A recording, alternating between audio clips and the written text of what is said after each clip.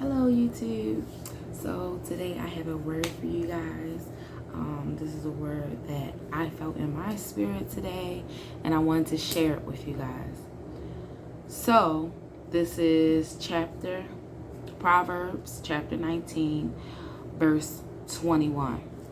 It says, a person may have many plans in their heart, but the Lord's purpose wins out in the end.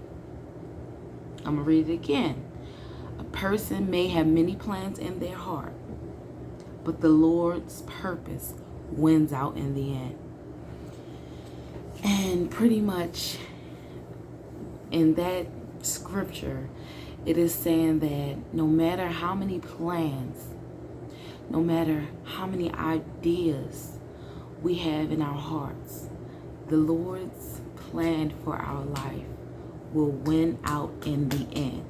It shall be done. And I remember many times in my life, I wanted to be certain things. I wanted to hang around with certain people, but that wasn't God's will for my life. That wasn't what He had called me to. That wasn't who He created me to be. And that's the place that some people are in. And that's the place that you need to always be aware of. Sometimes things and ideas and plans aren't working out because that's not what He had in His mind. That wasn't the idea that He created for you. When He created you, He had a plan in mind. He had a purpose in mind. He created you to serve for a certain reason. So one of the things when He created me, this was one of the plans that He had in mind. I wasn't thinking on coming on here and doing videos to help motivate people, but that was the plan that He had in mind. And it worked out in the end. It still fell through. No matter how much I wanted to do a certain thing, what He thought and what He planned came through in the end. So whatever it is that's nudging you and keep hearing this whisper in your mind telling you to do this or follow this purpose, it's Him. It's Him. And because you are fighting it because you don't want to leave the comfort zone, and you're fighting it because you are scared, His plan will be done regardless. Regardless. I used to want to be a singer. I used to want to be a pharmacist. I used to want to be a teacher. But that wasn't the plan that He had for me. Now I am a chef. I am a chef. And I also have a cooking YouTube channel called Chef Tas'Tee Love Cooking Show. But that wasn't the plan that He had for me. And no matter how much I felt like that's what I wanted, it was not going to happen because that wasn't His will. There was a time when I was dealing with someone, and I personally, my flesh, my lust wanted to continue dealing with this person. But that wasn't God's will for my life. That wasn't what He had called me to. So in the end, it didn't work out because that wasn't His plan for me. That wasn't what He had in mind.